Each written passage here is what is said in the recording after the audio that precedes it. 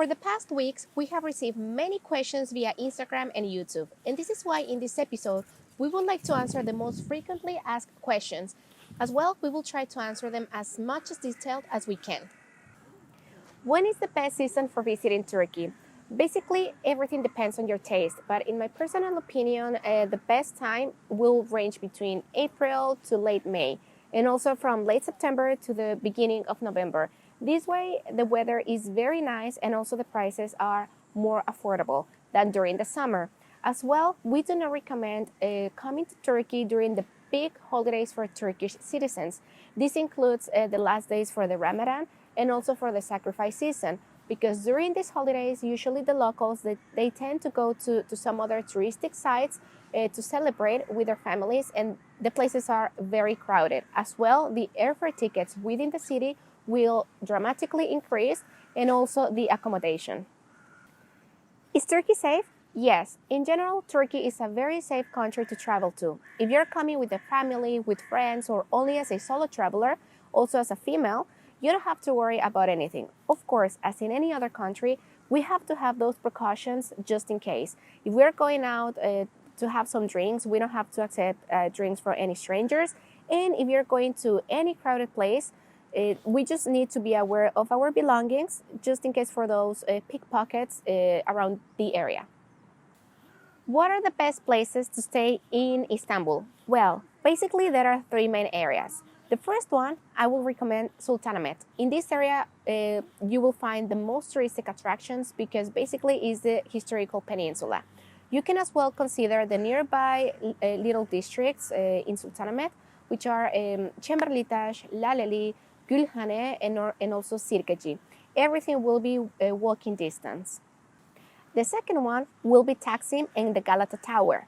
Although this area is a bit more noisy and active, especially at night, also this will offer you very good rates for accommodation, and as well, it is very well connected to many other areas. And the last one will be Kadıköy. This one is on the Asian side of Istanbul, but many travelers, they also decide to go and look for something more local with more affordable prices. Even though it is on the Asian side of Istanbul, it's very easy to go to the European side, such as Sultanahmet or Taksim, because the ferry takes only 20 minutes. About what hostel, hotel, or even Airbnb is the best one to stay at, well, unfortunately, I don't have an exact information about that, but my best recommendation is to go personally and check them online.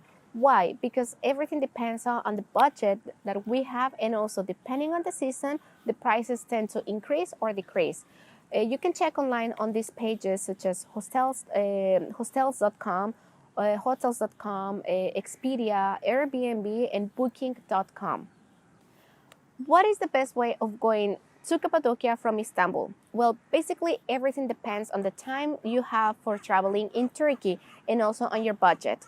The first one will be by plane. For this, we will recommend you looking for airfare tickets and their prices in Pegasus Airlines or even Turkish Airlines. The two airports that you can arrive to will be one in Nevşehir and the other one in Kayseri.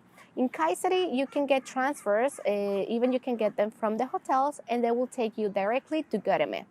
And the second option will be by bus. Although it's a very long trip, you have to take an overnight bus, and it will take around 10 to 12 hours. But it will take you directly from Istanbul to Göreme. And the prices are almost the same. Sometimes you can get even cheaper airfare tickets than the bus tickets. For the buses, I will recommend you looking either in Nevşehir Seyahat Company or Kamil Koç. These are the best bus companies in Turkey, and I have used them and I will never change them. Do I have to cover in Turkey? The answer is no.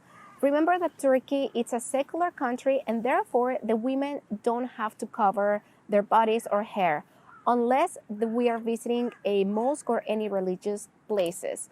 If you're going on the street, if you come here during the summer, you will see many local Turkish women and also foreigners even wearing miniskirts and shorts.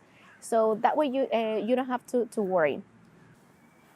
What are the most visited places in Turkey? First of all, we have Istanbul. Then we have Cappadocia region, as well Pamukkale, Izmir for the Efes, And during the summer, the best places are Antalya and Fethiye. What are the most important and the most celebrated holidays here in Turkey? Those ones are the Ramadan month and the sacrifice holiday. Remember that every year it changes because it depends on their calendar. So if you're traveling during that period here to Turkey, let me tell you that you will experience a very nice environment here in the country.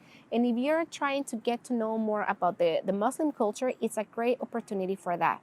Now, consider that if you're traveling during that season, everything will be more crowded and the prices will dramatically increase. But also, I have received this question a lot, that if they are traveling during the Ramadan, if everything will be closed. The answer is no. Everything, especially in the most touristic places and cities, everything keeps working normally. The next one is, how much money do you need to travel to Istanbul? Everything as well depends on the activities you're planning on doing and on your budget. Remember that we already have a video where we are showing you a very low budget day trip here in Istanbul. So fortunately, this city, at least Istanbul, is a city which is very budget friendly, and it could be as cheap as you want or as expensive as you wish. So everything depends on each one of us. Is tipping obligatory in Turkey? No, it isn't. But if you want to give a tip, you can give the 10%. As well, some restaurants in the country, they already include that percent in their bills. Is the visa for Turkey more expensive if we get it at the airport? Remember that everything depends on your nationality. We already have a video here on our channel where we are explaining all these details, how to check how much do you have to pay if you get it at the airport depending on your nationality, and for those who can apply via online, also depending on their nationality, it will have a cost, or maybe it could be even for free. So I will invite you, we will leave the link here on the description box and you can check it there. Where can I get a SIM card for my holidays in Turkey? Well, basically, there are three main companies where you can buy a SIM card from. And these companies are Vodafone, Turk Telecom, and Turkcell. In my personal opinion, I will definitely recommend you buying it from Turkcell. This one, the service is great and is the one I am using right now. You can find different prices. They will range in between 150 Turkish liras up to 200.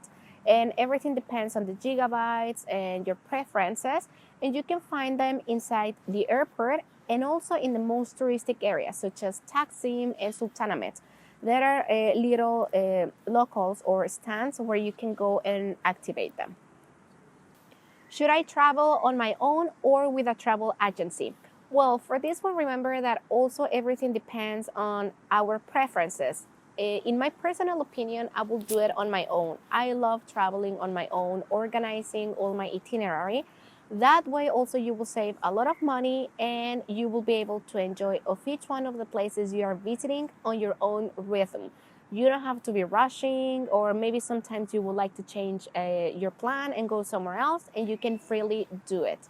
But there are some other people who would like to come to any other country, including Turkey, with everything organized and fixed. And that is not bad. You can also do it if your budget is a bit more. Is it difficult traveling to Turkey without knowing English or Turkish? The answer is no. There is not a problem if you don't know either English or the local language, which is Turkish. In the most touristic cities or even places in every site, most of the people, they will speak English and even Spanish, also Russian, Chinese, so all the people will help you.